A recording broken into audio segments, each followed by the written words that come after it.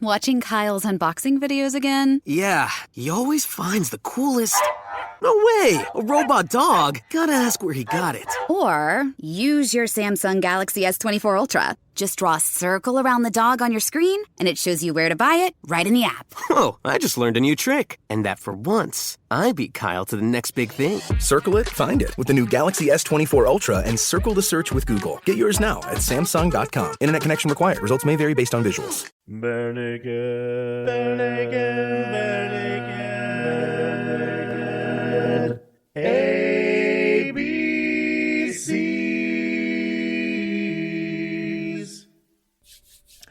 Welcome to the Bare Naked ABCs, where we discuss every Bare Naked Lady song from 7 to Y. And tonight we are discussing the last P song that there is. But it doesn't sound like it starts with a P, but it's about movies that make you want to go pee. I don't know how else to intro that.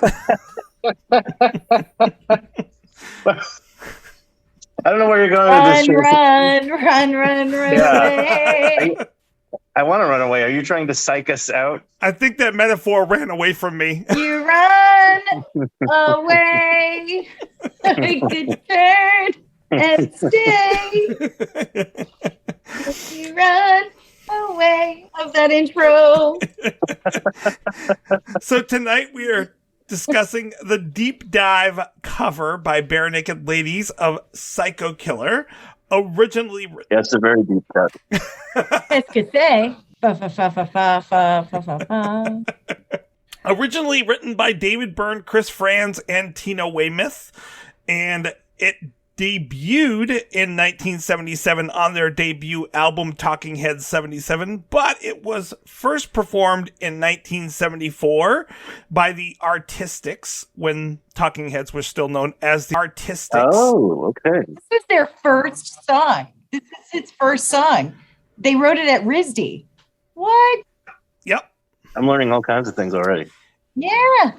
Yeah, and it could have been Japanese, but it ended up being French. Psycho Killer, Nani? That doesn't have the same ring. No, Doesn't quite fit. no, but apparently they originally idea was I love it. they were going to bring in a Japanese student, and they didn't. She freaked out when they wanted her to do some murderous lyrics, and so they went with a French student. Well, and they went with French because Tina Weymouth's mother... Tina spoke French. Yeah, well, and her mother spoke French in the home. Like, that was all they spoke at home. And so then Byrne went to Tina and said, will you write these set of lyrics or write up something to say? Which is funny because qu'est-ce que c'est is a normal, like you learn that in 7th grade French, but still. But it works. That it was originally written as a ballad, and then definitely later on became something that is not a ballad in the I'm least. trying to conceive of that, actually. That's very interesting. Yeah, not sure how. Yeah. I don't think I would have liked it as a ballad. It wouldn't have, for me, fit. But I had no idea that it has been covered so many times, though. Like, Well, it's probably one of the most covered songs ever. Yeah. I had no idea. I was familiar with the original version, of course, and B&L's version, but I had no idea the level of coverage this song has had. Now, granted, these from mostly very unknown bands, but still pretty cool. Any recognizable names? I don't have a list in front of me. Velvet Revolver is like the Ooh, yeah. Bobs, because NK.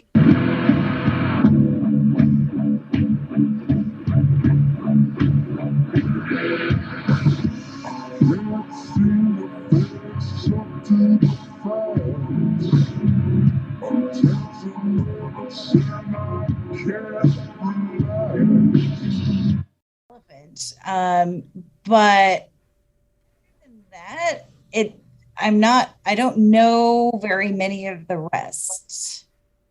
There's some, but it makes sense because Cowboys on Dope. Can't see the face to the facts. I'm tense and nervous, mama, can't relax. Not sure who they are. Prozac for Lovers. I can't seem to face up to the fence. Tense and nervous, can't relax. Can't sleep, my bed's on fire.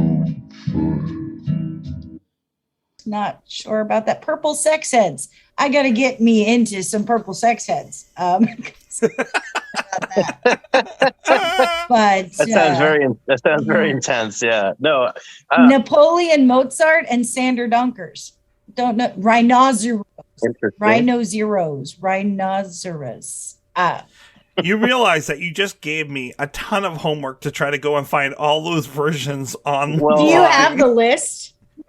I'm a big fan of Cage the Elephant, so you definitely got to look that one up. I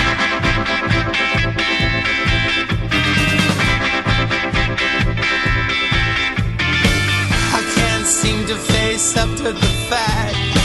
I'm tense and nervous and I can't relax.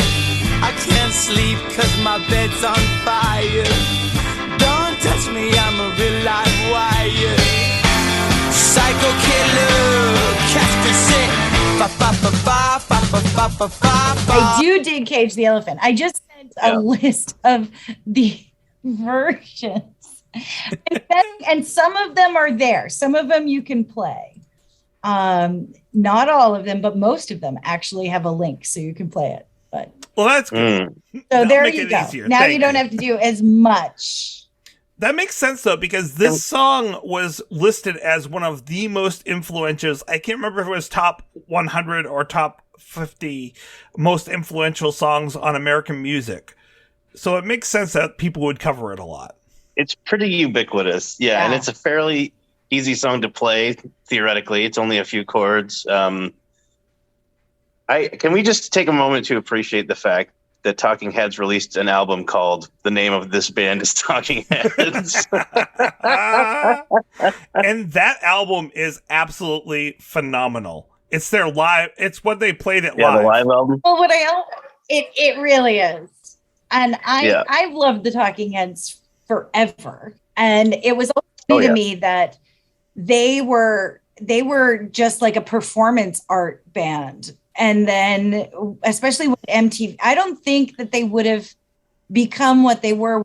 No, the whole new wave thing. Because MTV, because in 1991, they were pulling from UK bands and indie bands, and because they were the ones making performance art videos like Devo and Talking Heads, and trying to think of the one that had the weird chainsaws, and they had the video where they were breaking a piano and they had this psycho little girl that looked crazy and it was very bizarre. I'm going to have to look for it, but it was one of the early MTV launches. And I think that there became such a huge appreciation for David Byrne and the eccentric of this band because of MTV. It could have just been another weird, eccentric band. I think Devo would have been similar to that, and we would not have the brilliance of Mark Mothersbaugh that we have today, but still some pretty cool stuff. Sorry. Oh, definitely. Well, and people were arguing online, is this punk? No, it's not punk. It's not new wave. I think you put it best in that it's a performance band, in that the performance is a good piece of what this is. Matter of fact, I'm really interested in the fact that BNL didn't do this very often in concert, because I would have thought this would have been right up Kevin's alley, since he came from the Look People, which is, you can't watch the Look People and not think that they weren't influenced by David Byrne in some way.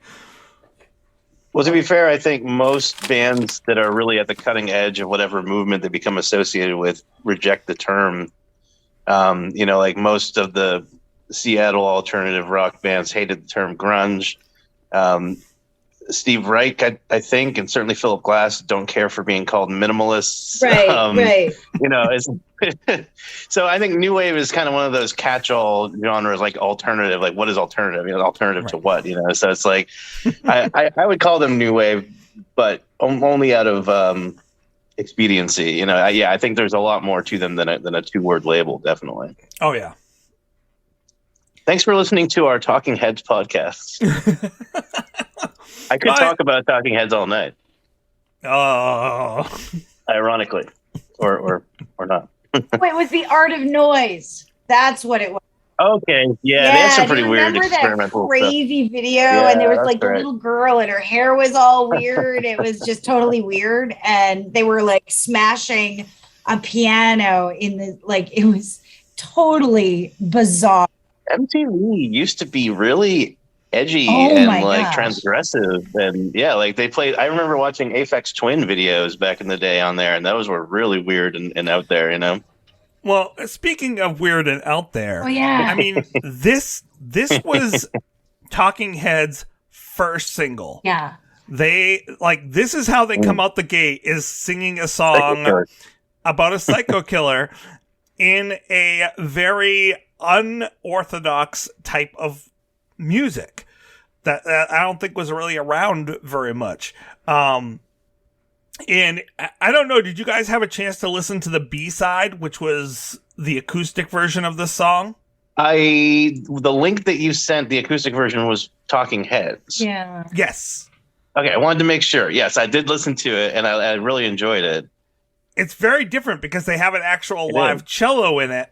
And that was the original go. That was originally what they were going to go with for this song. I see what you mean. And then they decided to change it, and got they got persuaded to do the version without the cellos, which I think was a good choice, because honestly, for me, if I had first come to this song with the cellos in the background, which give a very eerie feel to it. I will put a sample of it in right here. I can't seem to face up to the fact I'm tense and nervous and I can't relax. I can't sleep 'cause my bed's on fire. Don't touch me, I'm a real live wire. Psycho killer, qu'est-ce que c'est? Fa fa fa fa fa fa fa fa fa. Better run, run, run,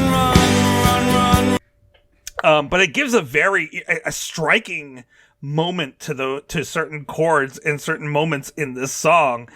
I think it would have drawn me off. Now that I know the song, I like it that much more, having those extra accentuated pieces in. It's an interesting point. I rather like it, but like you, I'm so used to hearing the original, which was more of a thumping. Yeah, with that open bass line. Boom, boom. Yeah. Yeah, it's just such a sick driving opener. But it takes guts to have this be your opening song, and it's really, it got to number 92. It was the only song on this album that actually hit the top 100. I can't believe it's this old. Wow. Oh, I know. Because you think of 1974 through. It's 45 years old. Reach 92. The kind of music that was out at that point. This is so divergent from the late disco period. Yeah, it does not sound that heavy metal. You had a few really prominent genres, and this doesn't fit the mold of any of them. No. So really interesting. And I really always believe David Byrne was ahead of his time, and maybe a little. Oh yeah. He was too intelligent of a writer. Some of his just crazy ahead of his time. Yeah. But would you guys I think still stands the test. I really do. Oh, I definitely agree.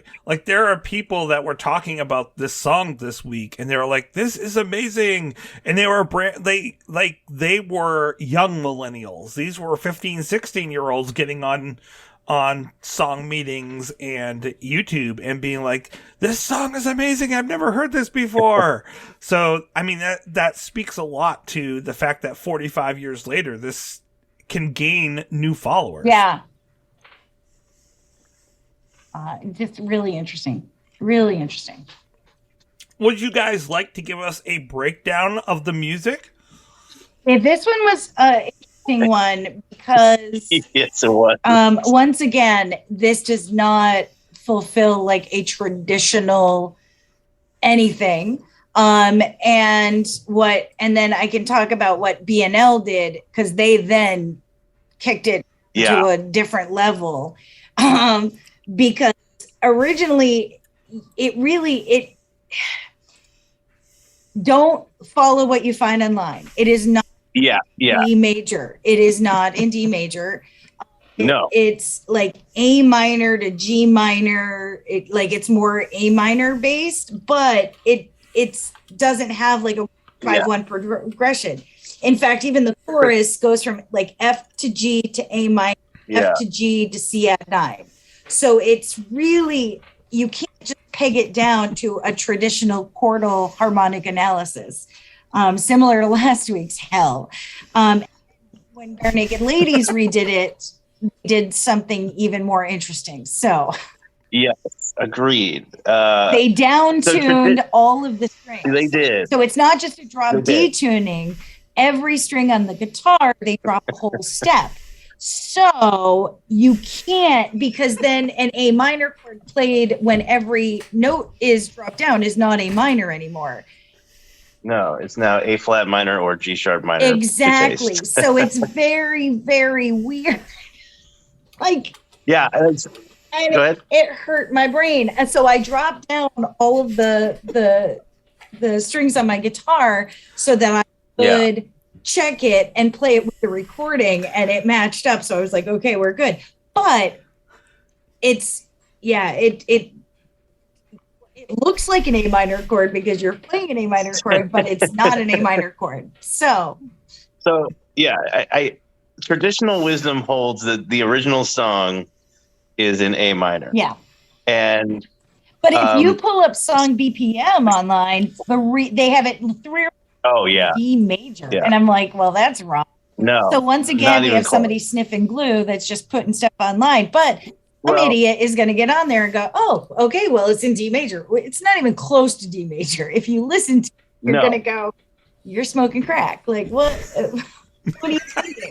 So I have a few thoughts on this. Please, because they hurt my brain. So first of all, I'm gonna gesture vaguely towards 114 beats per minute because it's all over the map. It's very loosey-goosey. Yes. They get excited and they speed up, and it's very much like young musicians having fun, and that you can get that. That's one of the things that I do like about it. But that's just an approximation.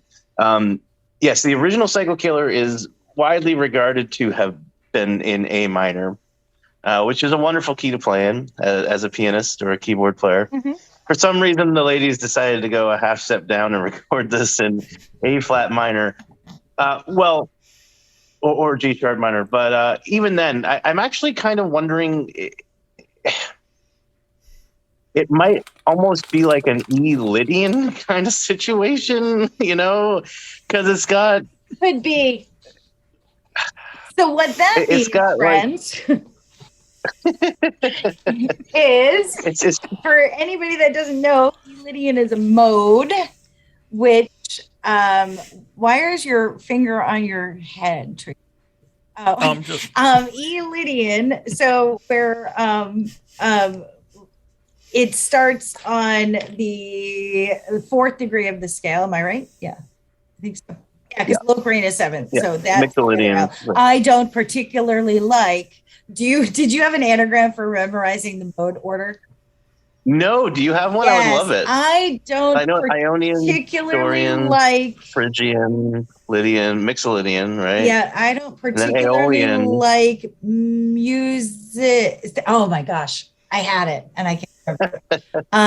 But yeah, so we have all kinds of these things, but it starts on the 4th degree of a scale. So that means E Lydian would be based on the, let's see. Actually, like based F around no wait B. B B C D. Yeah, B Lydian. B Which- it would be based on the B major, Yeah. which makes sense. So Because when they land on the B in this song, it does sound. Yeah, it does sound like it's resolving on the B. yeah, It's almost like the tonal center of the song is not implied. You would think it would be like 6-7-1 for that chorus, right. but it actually feels more restful when they go to the. And for folks that the are B. like B major, the B major scale has 5 sharps in it. F, Yeah. C, G, D, and A. Yeah. And so instead of starting a scale on B and ending on B and having those 5 sharps, then the Lydian mode starts on E, B, C, D, E, the 4th degree of the scale, and you just would have E, F sharp, G sharp, A, B, C sharp, D sharp, E. So it has the 5 sharps, but it starts and ends differently. So it doesn't sound like Right. a Right. scale. So that for those of you that are not theory people, that is what Aaron and I, who are musically trained, are trying to figure out. So Yeah. when you don't have a scale to base it on, and it's not really like in that that soundscape, then you have to start looking at possible modes. Like, But I think more than anything, I mean, even E Lydian doesn't quite work. So whatever it is, they're borrowing, and I mean, Right. which is not surprising for Talking Heads or for BNL. But yeah, so it's an interesting song. This one had me banging my head, probably just like you, Heidi, because after last week, I was hoping for something a little more easy to break Relaxing? down. And because I was like, oh, it's only a few chords. That's why I said earlier, I'm like, theoretically, it's a simple song, but like, it's deceptive, No, interestingly enough, though, I did catch a live, not catch, but I saw a video of a live performance of this with Ed and a bunch of other people. oh, it was Guster. From the Was it the Guster one? The guys from Guster? Maybe it was the Ships and Dip. Oh no, this was a different one. Music They were panel? playing the Eco Fair in the one that I saw. Oh, but Ed actually is talking to the other people because I think they did it impromptu. He's like, just follow me. It's in A minor. And they played it in A minor. So I'm like, why couldn't you have done that in the recording? Although even then, again, I think calling it A minor is just kind of an approximation because it's either A minor with borrowed chords or maybe it's like E Lydian with borrowed chords. Either way, it's not completely diatonic to anything, which is an interesting, that's why it kind of sounds a little different than most other songs out there. There's not a lot of songs that sound quite like Psycho Killer, Well, and to really kind of make it even more confusing, the reason that they picked, one of a couple different reasons, I'll go into this one right now, that they picked this song is because this was one of the few songs that both Ed and Steve knew. So this was when they did the live they were concert like, we need to put together a set. Yeah. When they put together a set and they had no songs of their own to sing and they had to get up on stage, this is one of the songs that they did on that first concert. That being said, as you guys sit here and talk about the key changes and everything, I'm like, well, then how did they know it if they didn't know it? Like they were doing a key change. So the thing is, it's interesting because I had this conversation with Toos recently when we were talking about, he wanted me to like transcribe a part for him. And I was like, I'll be honest, my ability to read and write music like on staff paper is not great for someone who went to school for music. I can do it, but it might just take me a while. I'm not very good at sight reading. That was my least favorite class, sight reading. And I've always done things by ear. So, and a lot of bands will do that too. And Radiohead has talked about this. The Beatles talked about doing this. And if you watch Get Back, you can hear them just singing parts to each other. They don't say play E flat, play A. They're just like, ba, ba, ba, ba, ba, right? And we did the same thing, which made me laugh when I was watching that documentary. So I was like, okay, I don't feel so bad now that I know the Beatles did the same thing. So like you can know the guitar really well and just know what things sound like. Yeah. And you can probably also know you're playing an E or whatever, but you don't have to know that you're playing an E Lydian. You don't have to know that you're playing an A minor. You just know the chords sound good. You know what I mean? Exactly. Yeah, absolutely.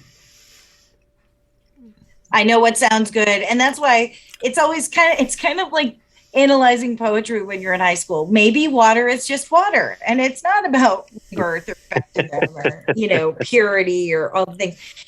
Maybe they weren't thinking about, oh, this progresses to this. Like all of the rules we teach in theory 1 and 2, and then we start to break in 3, and then we destroy in theory 4. Exactly. Those things, for those of you that have music listeners in the audience, you're nodding your head right now going, oh yeah, that's right. We learn all the rules just to so you can break them. And because then you start learning about 12 tone and atonal and like, oh yeah. But sometimes bands, okay, 1 4 5 1, okay, I just like what this sounds like. So I'm gonna this chord and I'm gonna go here because I like what it sounds like. Or I've written the melody and it doesn't really fit in any traditional progression once you start to put the chords underneath it and figure out, how you're going to surround the melody, and it just sounds good. So I'm just going to do this. Yeah, in fact, that's how people actually end up in mode. Which is why they probably came up with the album later, Stop Making Sense, because they didn't make sense. I was going to reference that. Nicely done. But yeah, I think that's how a lot of people end up in modes, because they'll be like playing in minor, and then they'll say, well, I don't really like, if that one chord was major, this would sound so much better. And they didn't realize it, but now they're in Dorian or whatever, right, So right. It's like, I would bet most of the time, especially in rock music and with musicians that aren't like classically trained musicians, they're just going, hey, that sounds good. If it's not major, so let's just call it a mode. Yeah. It would be a mode. Yeah, and you do end up with songs that are not quite, they're like kind of in a half mode, like halfway between, like Aeolian and some other mode or something like that. So, I mean, I think it's very interesting because it does make songs that sound quite unique, and it's always like there. So is it melodic minor that changes when whether it's being played up or down, ascending melodic or descending? raises the 6th and 7th of the way up, and then equalizes it back to normal on the way down. Yes. So like I love that when I'm like kind of like pleasantly surprised by something, because you're expecting a major chord and it ends up being minor, or vice versa. It can be very, very pretty. It can have a really wonderful effect. Or like a Picardy third. I go crazy for a good Picardy third. Precisely. Love Picardy third. For those of you that don't know, a Picardy third. Yeah, it's good times. It's when you change from a minor to a major at the end of a cadence. Correct. Yeah. Thank you. The other reason this song is really important is there were 2 songs that brought BNL together, that brought Ed and Steve together. We'll cover the other one in a few weeks, actually literally a few weeks. But for now, this is the song that Ed would go around the Scarborough music camp with his best friend Dave. And because his best friend Dave told him about it when he was in 12th grade, they have 13 grades in Canada, by the way. And Steve's ex-wife, Carolyn, used to see Dave and Ed walking around the music camp singing this song most prominently around the camp. So, I mean, this really is what started to bring together these 2 people. And I think it's funny that this was the song that they knew the words to, but when they record this, you can tell that Ed doesn't know all the words. Steve knows the words. Ed doesn't know the words. Even later on, when they're doing it live, Ed is like, I've learned this part. I don't know what these words mean, even though I'm saying them phonetically. It's like I'm singing. I'm like ABBA at this point and singing phonetically. I have no idea what I'm saying. There is one video that I will actually be putting in the appearances this week where it's with, I think you actually might have seen one of the many of that series, Heidi, where he's up there with Jim and then Adam from Guster. And when he gets to the bridge, he starts singing it, and then in between breaths, he would go, "What have I done? What she said on that night? And then he gets the Réaliser mon espoir, and he goes, I have no idea what that is. It's funny. I didn't realize that that they toured with Guster. Have we? I feel like maybe we have. Have we talked about the Meow Mix Guster album on this podcast before? Mm-mm. Oh my God! Did you guys know about Meow Mix? I can't remember the name of the album. My sister has it. So one of the Guster albums. This was in the heady days where internet piracy was a hot button issue. Yeah, because I love Guster. Like I have a lot of their older stuff, but I don't remember. Okay, so right before the release of this album, they had the recording engineer sing all of the vocal parts. They basically released a version. They stripped out the vocals, and they had the recording engineer just sing the songs, but only use the word meow. And they released it intentionally on the internet to confuse people and to spread the not real album, so people would end up with a Meow Mix. And then they go and buy the actual album. But people actually liked it so much that they I believe as part of like an iTunes package, you can get the album. You can still get the Meow Mix along with the actual album. So run out and get that if you're a Guster fan and or a fan of Meow. Oh, okay, yeah, it was Amsterdam.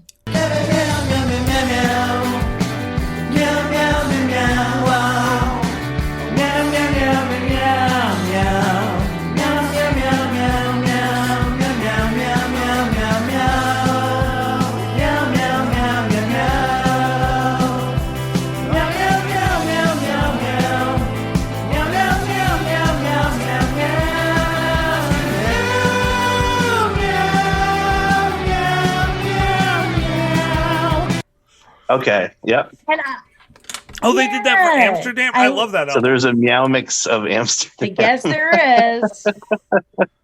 You can probably find it online. Oh, I'm going to have to listen to that. There's a whole album of meow songs on Guster. Every song. They've done everything. And as we speak of the alternative words, did you guys catch the alternative verse of the second verse for Psycho Killer when they do it live? I don't think I did. I don't think I did. It would be on both their live one and this is the band Talking is Heads. called Talking Heads. The name of this band is Talking Heads. The name of this band is the Talking Heads. So when they get to the second verse, the words change. It's, I passed out hours ago. I'm sadder than you'll ever know. I close my eyes on this sunny day. Say something once, why say it again? I like the changed original. I mean, I like the recorded version. I don't like the live lyrics as much, personally. Yeah, I mean, I'm just so used to the OG studio release. Yeah, me too. But, I definitely like. And also, did you listen, Aaron, to the name of this band as the Talking Heads version of this song? I have at some point because I actually owned that album on compact disc when I was in college. So I don't know. I'm gonna do a quick screen share because I love the way that they end this. The way they end this song in doing so is amazing. So I'm going to pull up that version. All right. Okay.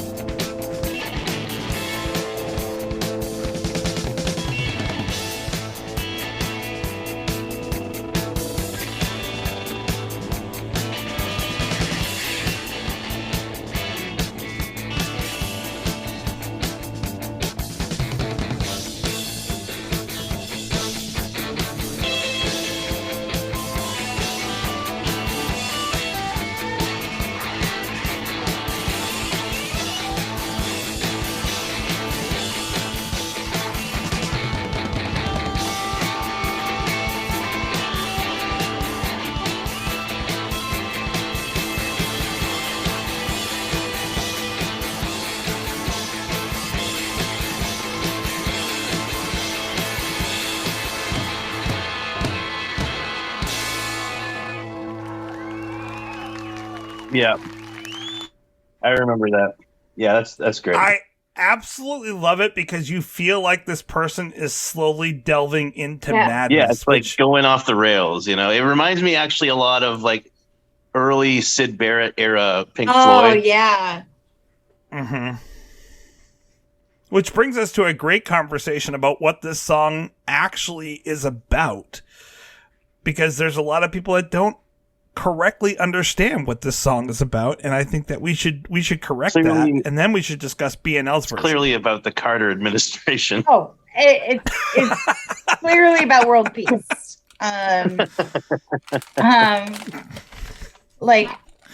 Well, people, for some reason, okay, it makes sense why they make this leap, but people say that this song is about Son of Sam. See, I don't get that at all. I get the connection to the original Psycho, the 60 Norman Bates Psycho, but I never made the leap of Son of Sam. I think that's just because that was the time, you know. That could be too. Yeah. Right. It was released at the time when Son of Sam was actually occurring, and so people made that connection. But once again, it was written in 1974 before Son of Sam even. Yeah, so it's not possible. Despite the fact that it did kind of sound like he was making dog noises, which is ironic. David Berkowitz. David Berkowitz. Coincidence? Look, I'm not saying David Byrne is the Son of Sam. I'm just saying I've never seen them in the same place at the same time. We could be onto something here. But also, if you have not seen the documentary on Netflix of Sons of Sam, I'd highly recommend it. It is amazing. And the fact that we may have the wrong person in jail is absolutely astounding. But my initial go-to, well, let's talk a little bit about the song and the points of the song, and then I would like to say who I think this is really about. Please, by all means. So I will say that in the liner notes for Once in a Lifetime, David Byrne did come out and say, when I started writing this and I got help later, I imagined Alice Cooper doing a Randy Newman type ballad. Both Both the Joker and Hannibal Lecter were much more fascinating than the good guys. Everyone sort of roots for the bad guys. And even more so now. We're in the era of the anti-hero. So that's, again, Heidi, ahead of his time. I know.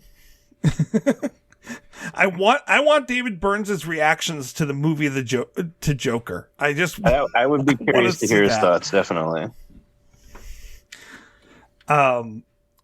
It's just interesting. Like, that was where he was kind of going with this. Was this kind of, it was a serial killer, but he actually started off writing this song as a semi-narrative of a serial killer in the midst of committing the murders.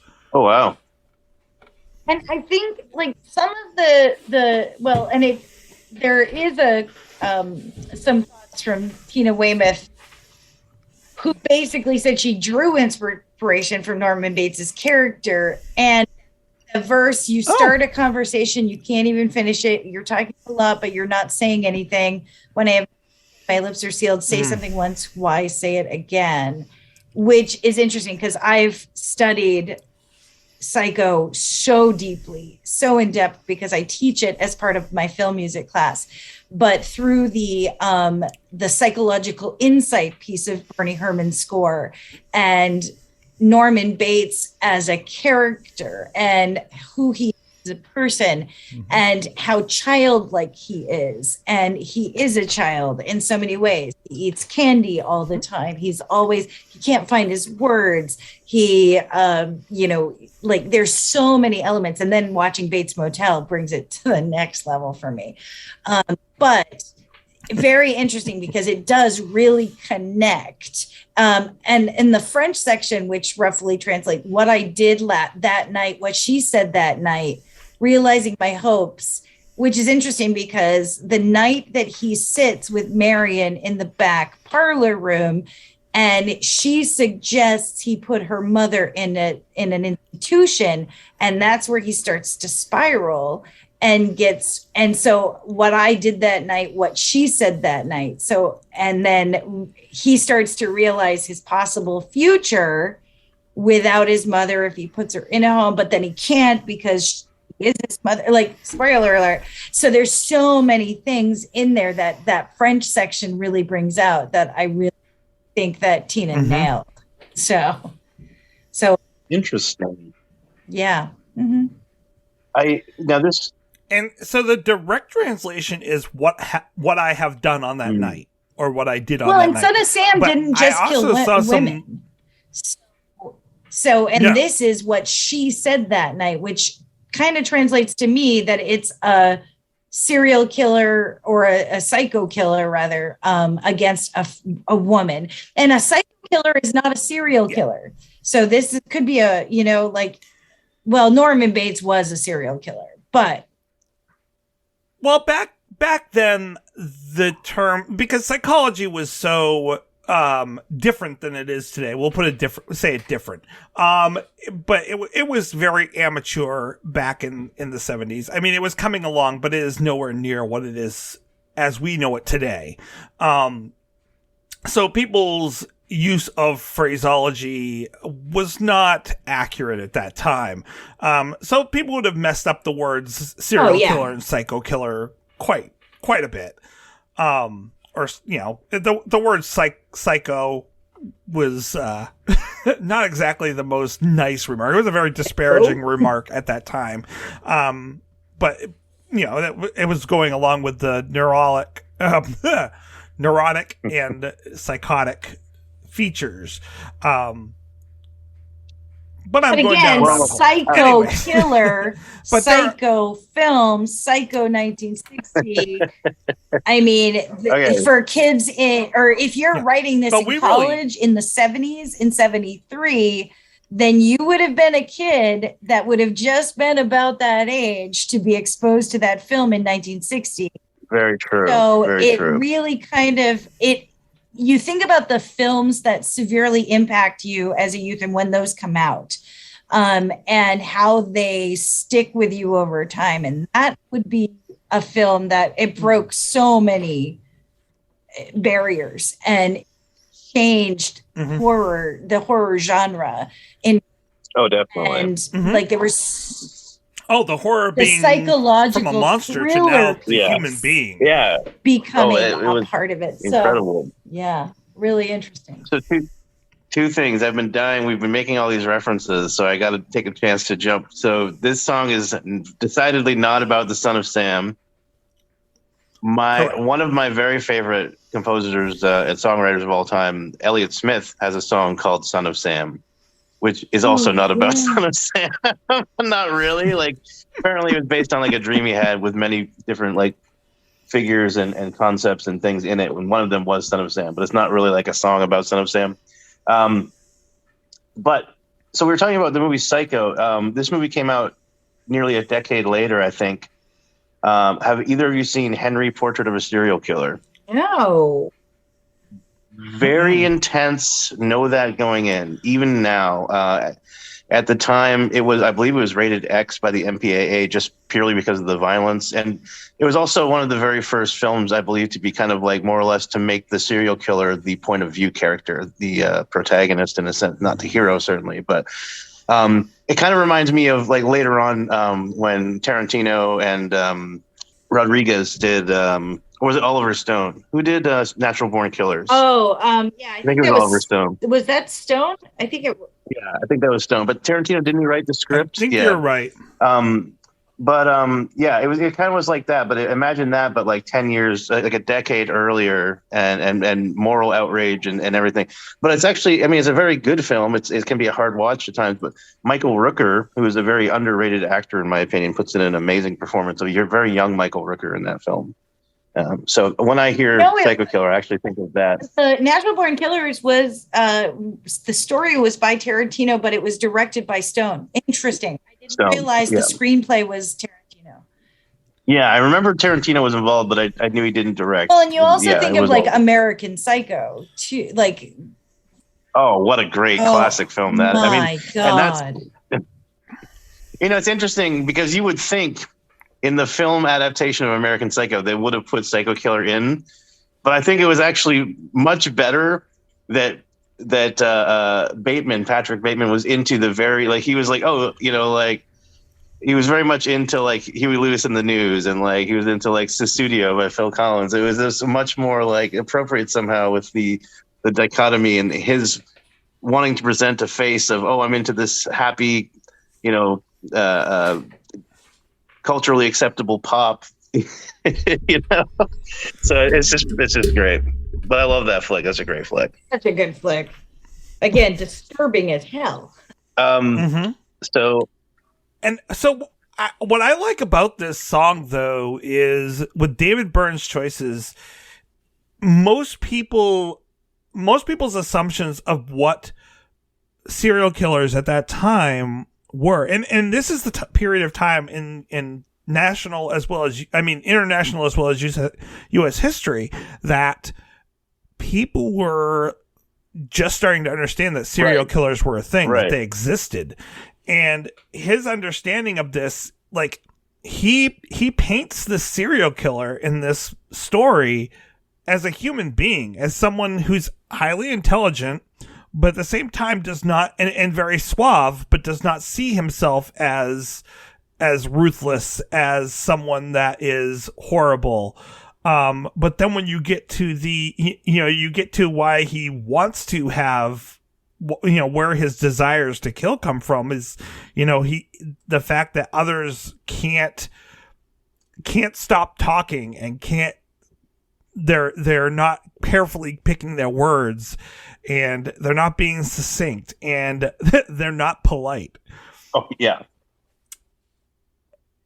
And the one of the things that I found interesting is when you translate, there are different translations of what that French bridge means, but one of them is much more that if you take the words less directly as a literal translation and do more of a, well, if you went to France, what would this mean in the sociological aspect?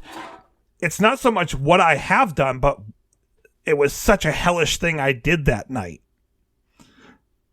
And the last statement is just like, I'm going for glory. But really, when you translate it into the vernacular version of like the Parisian version is headlong, I am going into glory. Like, it is not just I am being thrust into glory at this point. So, as you read that bridge, it becomes a very psychotic thing of such a hellish thing I did on that night. What she said on that night. Fulfilling my hope, headlong I go into glory. Like, yeah, that's a pretty psychotic way of looking at this. It reminds me, not to make one last deep cut, I promise. Stephen King wrote a book in his very younger years as Richard Bachman called Rage, which has been extremely controversial and was actually pulled from publication by King voluntarily after all the school shootings that happened, because it essentially describes a school shooting in a situation where one of the students takes a class hostage, kills a couple teachers. It's extremely tense. It's actually a very interesting read, but I totally understand why King said, you know what, just let it expire and don't print it anymore. But yeah, I mean, this goes into so many rabbit holes as to like, I think. Not to go down this particular juncture, really, but just to address it, I think anytime you have popular media, you mentioned Joker earlier, Tracy, the film, and that was, again, this is like a perennial discussion that people have. And I think the problem is that some people seem to equate any portrayal in media as endorsement. Right. You know, if you make a character the protagonist of a book or a film, therefore you're saying this is aspirational, you should be like this person. I disagree with that fundamentally. However, I also know there are people in our world who don't process things the same way that I do. So the odds are there probably is someone out there who will see that and take that away from it, even though it's very clearly not the message. I just don't think that we should censor ideas and stories and people just because of that. But I also understand, the older I get, the more I understand, like, wow, there are people out there who could definitely take the wrong message away from this. So it's a real sensitive topic.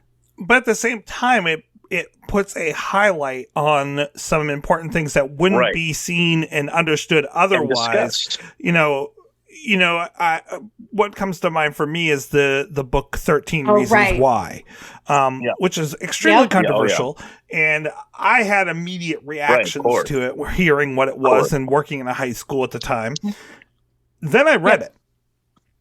And I was like, okay, this isn't encouraging it. It is taking it from a point of view of one person, this fictitious character who did this. And while it is saying, like, I have my reasons, here are my reasons, it's your fault, at the same time, that is that person's frame of mind, and it helps you, from a psychological point of view, understand that person's point of view in that frame of mind, so you can come at it from a more empathetic point of view of, like, okay, now that I understand where you're coming from, maybe I can help other people not have that frame of mind in the future. I don't think sticking our heads in the sand is the solution.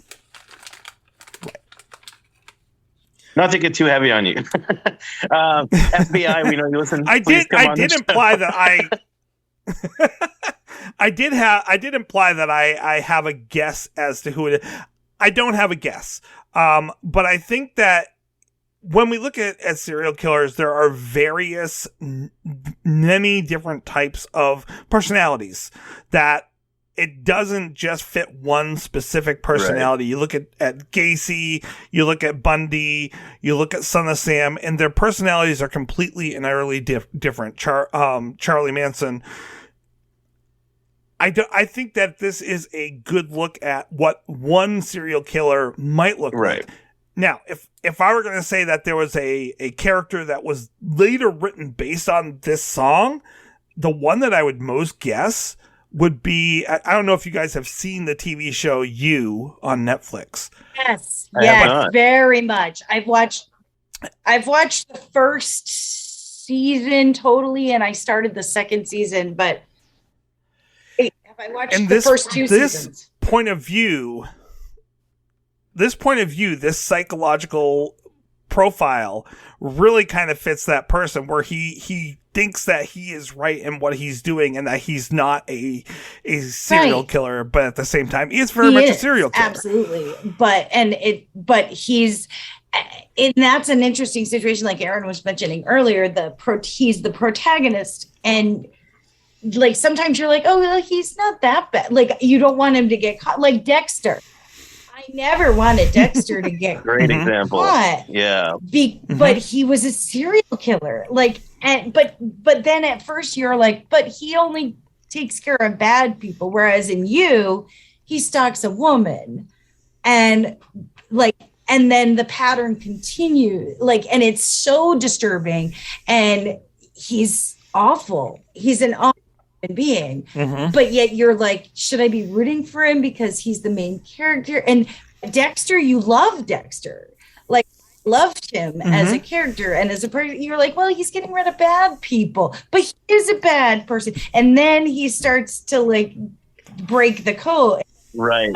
Yeah. And I just watched the new series, the limited, because there is never going to be one again, obviously, because there can't. But the reboot 1 season series, and it's still, you're like, but it's still bad. You're still bad.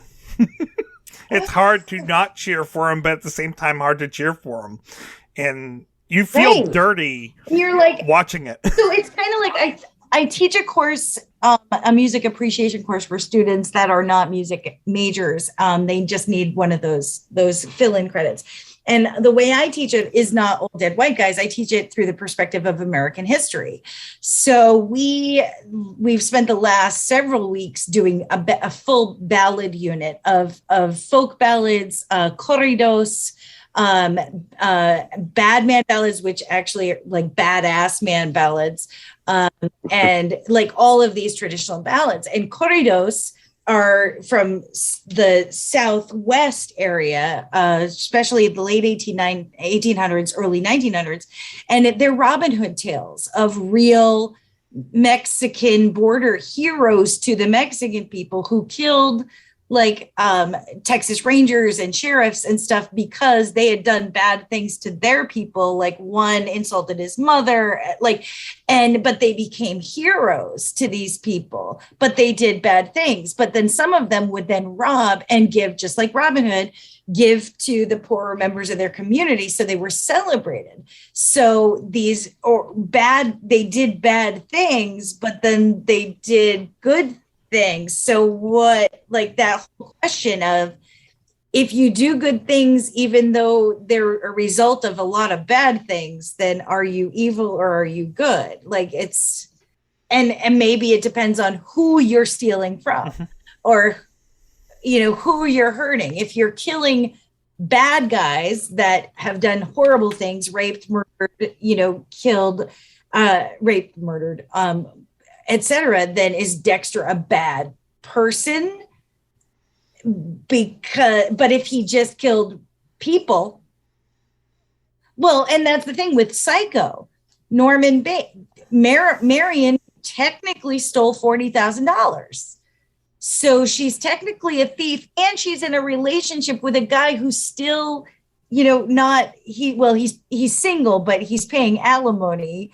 And so he's really, but it's in 1960, having a marital relationship was inappropriate. So there's that. So did Norman, she was in his mind a bad person because so even though he didn't know she stole $40,000, but we know, well, she did a bad thing. So, you reap what you sow kind of thing. So it's a very interesting question. Yeah. Well, I mean, you go back even further not down this rabbit hole. You look at Seymour, Oh, absolutely. Yeah. I mean, a plant tells you that does it have to be human? Does it have to be mine? No, but I mean with the dentist, in killing the dentist, is he in killing Oren, is he bad?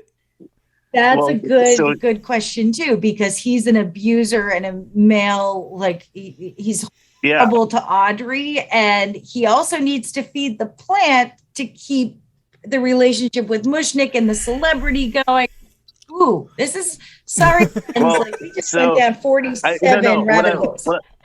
What I love about this is it's basically like a weird tangent of the trolley problem, right? Yes. Because we're starting to get into how morality and aesthetic and is actually kind of aesthetic in nature, right? Which is the best episode of The Good Place ever, by the way. Yes. Oh, I love that show. The episode of The Good Place where they do the trolley song or the trolley dilemma is so funny. And disturbing. We haven't talked much about BNL's version other than the chords. I like how Steven is singing very nondescript, almost lackadaisical when he's doing his part of the song. And it's kind of a very different take on this serial killer's personality of just very kind of la la. Oh, that was your interpretation of that. That's interesting. I thought it was just them not taking it very seriously. Yeah, I thought they were just screwing around. They're singing a song, but it's kind of oh shit. Don't know all the lyrics. The French part the verse French part that and Ed is just yeah.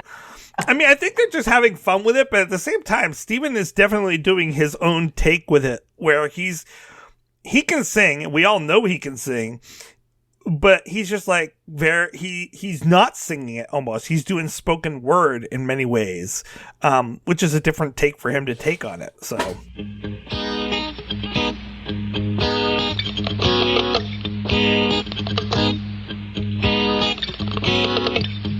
Seem to face up to the facts.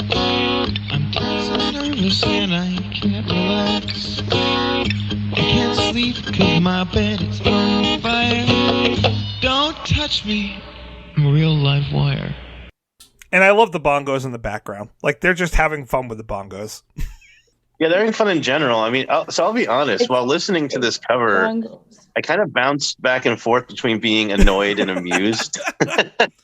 Part of the annoyance, I'm sure, came from trying to analyze it and pulling my hair out doing that. But, they clearly aren't taking it very seriously, which is simultaneously irksome because I love Talking Heads, but also endearing, as I'm sure David Byrne himself would tell us to stop making sense, right? So, but by the way, David, we know you listen. Please come on the show. I'm learning. I'm sorry, I'm not learning. I'm leaning much more towards endearing than irksome. But with all the wonderful songs, both covers and originals we've covered over the years already in this series, I can't get too excited about this one, which is a shame because I like Talking Heads and I like Bare Naked Ladies. But I suppose when we combine two things we like, we can't always get peanut butter cups. And we have to remember you're right. That's a this was buck naked. Like, this was literally. Oh, I know. I'm trying not to judge too harshly. 6 months of them together, and it was just Steve and Ed. The way I know, but the way that I judge all songs, Tracy, is like, if someone says to me, "Hey, put on a Bare Naked Ladies song," am I going to reach for this cover of Psycho Killer, or am I going to put on Enid or something like that? So again, I'm not disparaging them at all, and I like that they're having fun with it. But it kind of reminds me, my band definitely. Go ahead. I was just gonna say, I think though that with for me, for B&O, the covers become the deep dive that you start to do when you start to read the band. Oh yeah, definitely. And granted, I got into the band in 93, 94, and so they didn't have too many albums out at that point. So I had the albums that were out as of that point, and then started deep diving into the Yellow Tape stuff and the Buck Naked. And really, that was when what was the old way to get music for illegal? Oh, Napster, and deep dives and waiting 2 hours to get a download of a bootleg copy of Psycho Killer, crazy, which I still have over there. But that's this is when you start getting into those bands. You're like, oh my gosh, it's like the people that have every bootleg concert of the Grateful Dead. Well, did you hear that version from Seattle in 78? Oh my God, that one will blow your mind. It kind of sounds like the one in Rochester in 84. Well, I would have loved. I would love to hear the band play this live, and I'm sure I would definitely enjoy it. I guess the thing is, my band definitely messed around in the studio and produced stuff like this, but we just kind of kept it to ourselves. And I get that they were. No, I mean, I'm really not trying to be a jerk. And it's I get that they had a very limited set list and they were working towards getting something together really quickly. And it's like, oh, we know this song. Let's just kind of mess around, put it down. And I like that it's very, it's very much the word I'm looking for. It's very unpolished and it's very they're very clearly having fun, which is the thing that saves it for me. It's the thing that I like about it is just hearing them kind of just laughing and just they're taking the piss, as the Brits say, and it's fun. It is fun. I don't hate this. It's kind of amusing to hear. I mean, it's like listening to the Beatles anthology.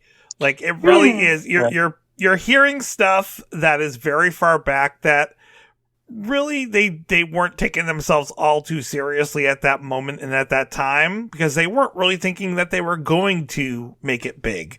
So they were just kind of going around and like, well, we need to give people something and maybe we can sell a few tapes.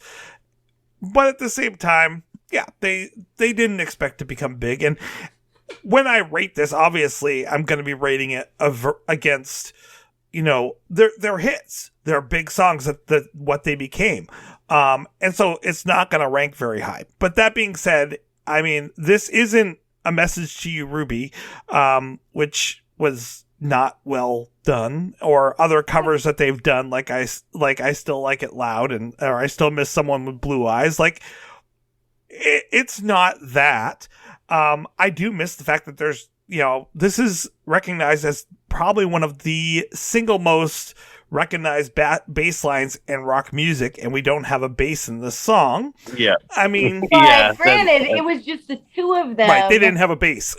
So they Right. didn't. They just, So when I'm Did what rating they it, could. I am going to be taking that into discussion. So I'm not judging anyone. Well, actually, I am, but I'm not judging any of us on I our think that's ratings. the definition of being judgy. But I'm not judging any of us on our rankings.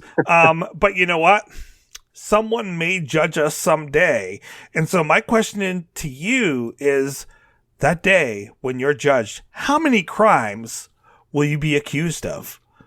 Oh my. And I'll go first. I'm seeing myself as I'm going to get myself into some trouble, but not a lot of trouble.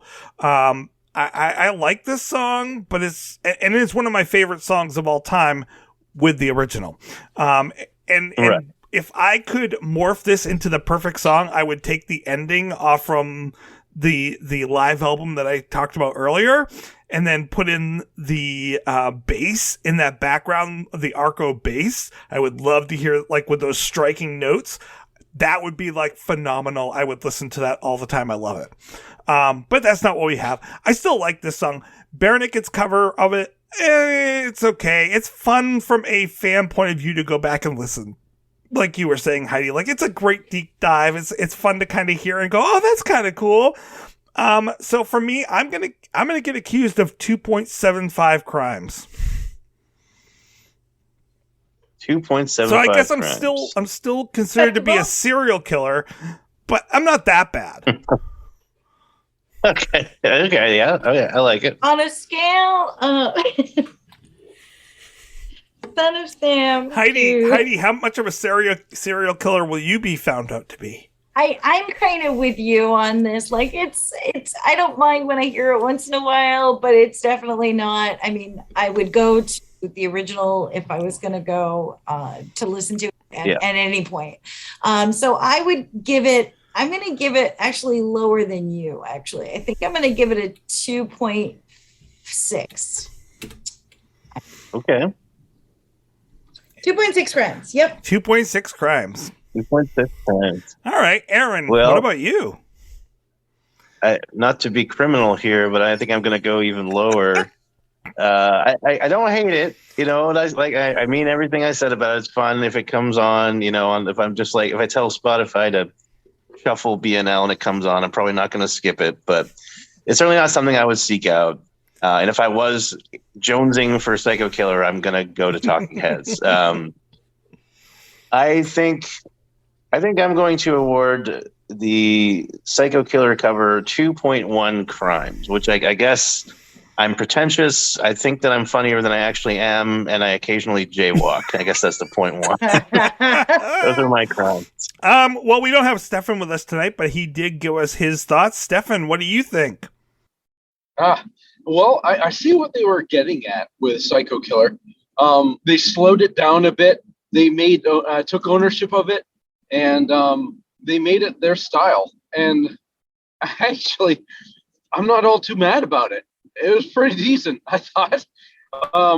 I've heard way worse renditions of better songs. So I thought it was pretty good. I mean, it was definitely a different pace. I'm not mad at it. I thought it was pretty good. So, I mean, they slowed it down. They changed how they sung things. I thought it was decent. Yeah. It was written by somebody else, but they did revamp it to meet their own needs. So I would say 3.5. Yeah, Wow. Stefan will be visiting you in jail. Represented. Yeah, he's just visiting. We all landed. We said, go directly to jail. Do not collect $200. I'm adding the extra crime on for last week because he gave it a 2.6 for last week for Powder Blue. So I'm like, that's a crime. That right there is a outside of the crime. So Stefan, Bananas. you've already been accused and found guilty of giving that a horrible rating. You've been weighed, you've been measured, and you've been found wanting. Order in the court. You know what? He didn't think that last week's song was of very much quality. I can't even fathom that, but I can't. But we'll have to see if next week you guys think of that song as quality, because we'll be discussing the song quality. Oh, I see what you did there. Nicely done. Thank you. Nicely done. Nice segue. And thank you guys for joining me. Thank you for having It's me. always a pleasure. Yeah, always a pleasure. Always a pleasure. Yes. Senator. Senator. Doctor. Doctor. Thanks, that was fun. Don't forget, no regrets. Accept me